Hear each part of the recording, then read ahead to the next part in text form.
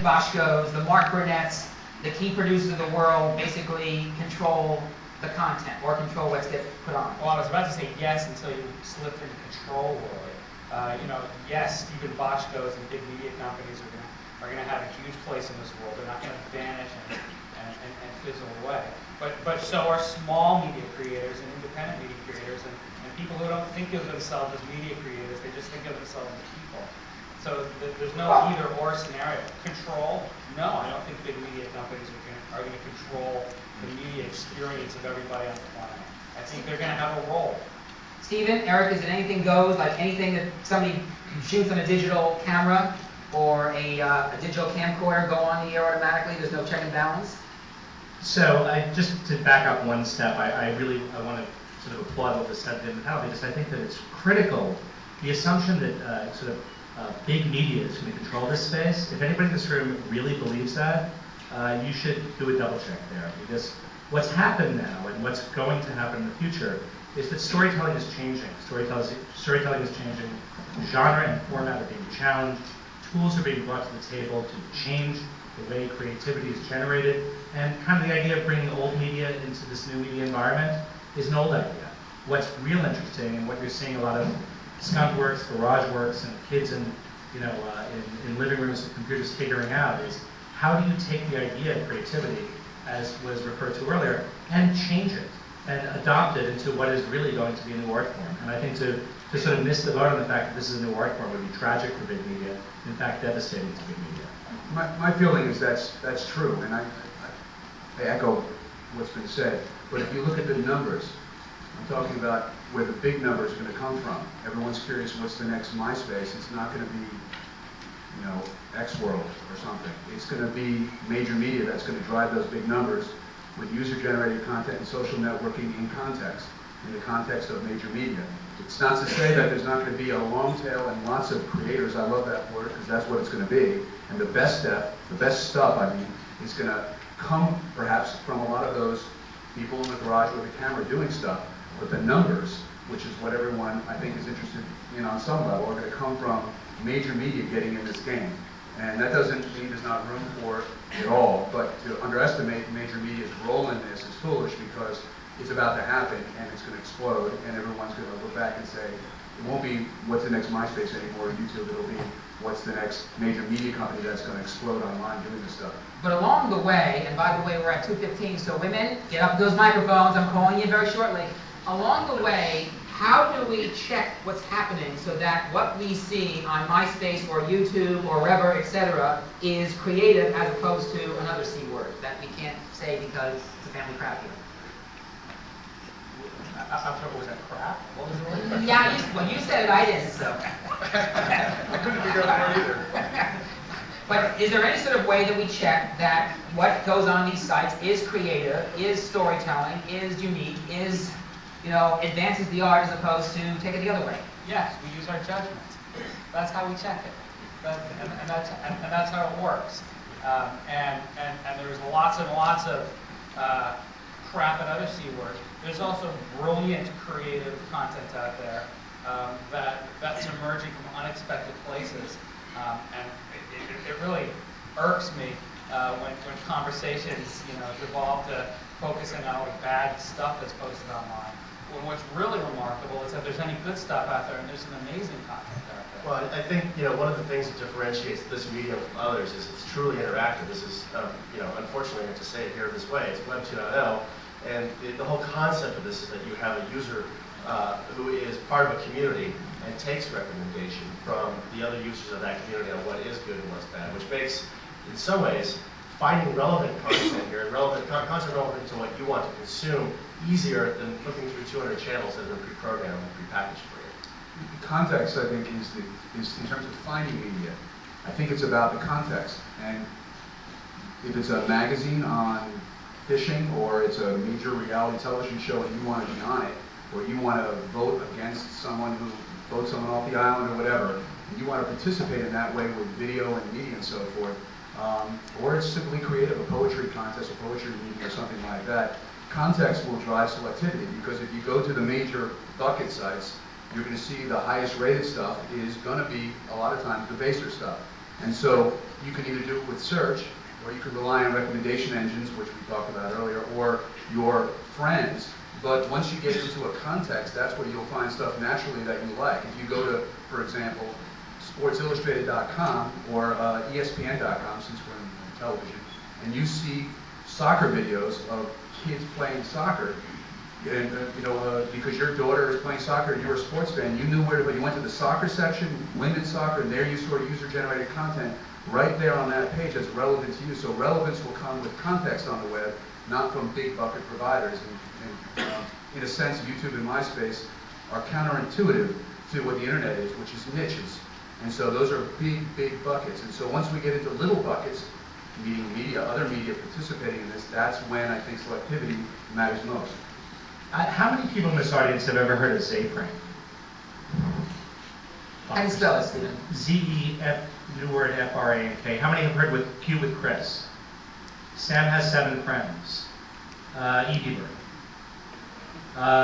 Lonely Girl 15? Okay, so there's an ecosystem of young creators online that have nothing to do with big media. They're finding audiences online, they're building their audiences online, and if you speak to them, they're not saying, we're doing all this so that we can get picked up by a big media company. They're saying, we're doing all this because we want to build an audience online.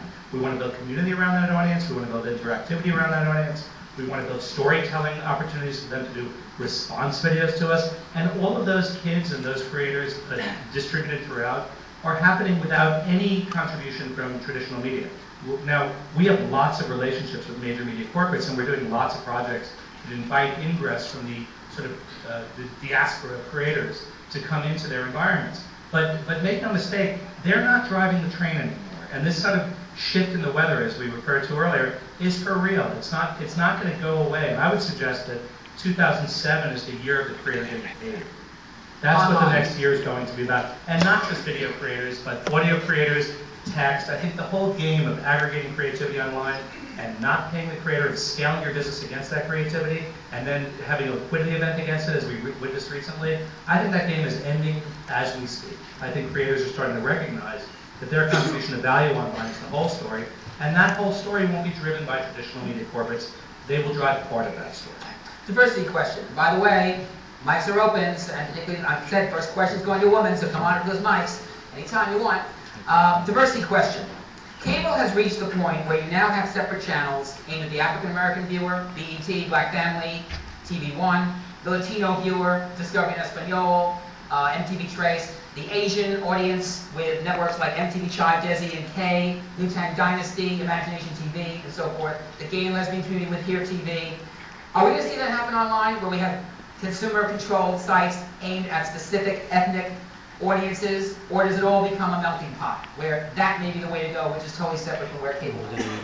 That's an infrastructure question, because there's many people out there who would like to form those communities.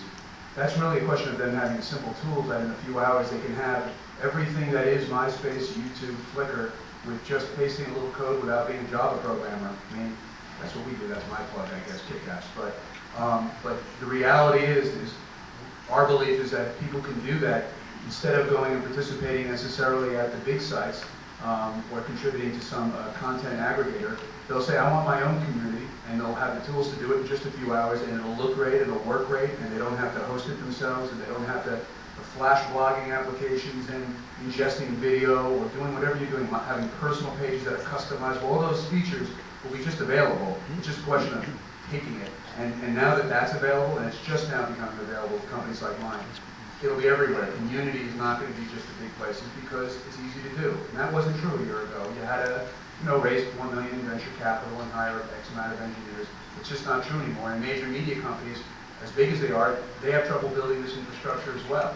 And so that's what we're there for, is to solve that problem. And once that resistance is gone, there will be communities in every niche doing, it won't just be the golfing site, it will be the left-hander golfing site, and they may only have 30 people in that community, including, Mickelson, but in general, it'll be everywhere. Andrew, is there any activity along this line? Are they video sharing services like what Rever and YouTube do? I don't think so. But globally, there are communities everywhere. And one thing to bear in mind, people don't create communities because they want to build a community, create a market. They establish communities because they're part of and want to be within a community. So, there's a young guy in Australia who created a site called Asia Cool. He didn't do it because he thought, there's a market for a website that's about cool stuff from Asia. He did it because he's a young Asian living in Australia, and he's into cool stuff from Asia. And that's how communities form. But you also might want to make a living doing it, and maybe not him, but maybe the other guy doesn't. I can say we're hosting any number of, hip-hop TV, you name it, there's all kinds of communities, including video uploading and transcoding all happens for any sites that are happening, that are existing. They're just now being born, but there's already, hundreds of them, and we're doing a lot of them. These 2.0 tools that are being referred to, like KickApps does this really well. We have an API that you can take our entire technology platform remotely and build it. Actually, we proved it online in 42 seconds. You can do that. What you're talking about are these communities forming, and I would suggest that not only are they forming, they already are out there. They're everywhere, and the trick is going to be, are they competing for an Alexa rating, or are they competing for sort of a human experience among their communities? And frankly, I think in many cases you'll see it go to the latter and not the former. And one more thing, MySpace and YouTube are giant buckets. I think what the tendency online is that people are capturing their communities not on MySpace and YouTube. And I think you're going to see the emergence of the decentralized community creator over the next several years much more strongly than these giant buckets that are formed and are amorphous and kind of impersonal, and that you don't get the kind of branding experience and opportunity that you would like inside your community. TV Land on Tuesday did a fascinating study with a group called AgeWave and a guy named Ken Dykewald, which deals with the baby boomers, the age 40 to 60 crowd. And the philosophy from that study was this. And by the way, this is a study that frankly every cable programmer and every cable operator should be paying attention to. Because when people think, particularly the ad industry, thinks of the 40 to 60 crowd, and I'm part of that crowd by the way, some other people in this room are too, they think of the crowd as we can't appeal to them because they're stodgy, because they don't, when they buy a product, they buy the product for life, whether it's Crest toothpaste or Geritol or Polygrip, they don't change their lifestyle. And Ken and TV Land are now going to the ad community saying, baloney, 40 to 60 are number one, buy more internet software, they buy more computers, they buy more video games than the under 40 crowd.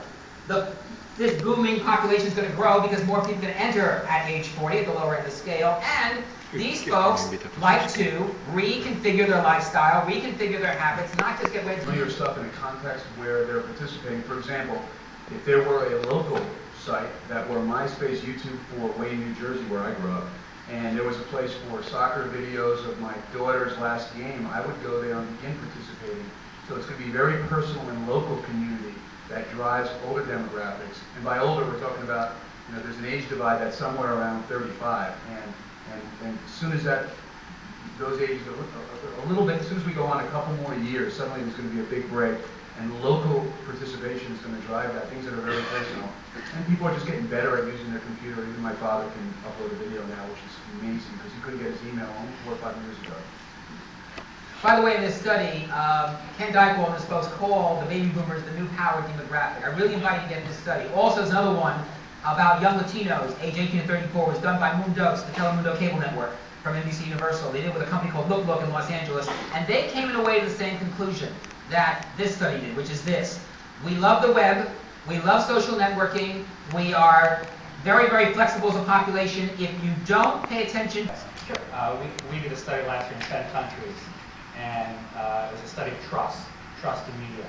And 1 in 3 people said they dropped a media brand in the last year because they lost their trust.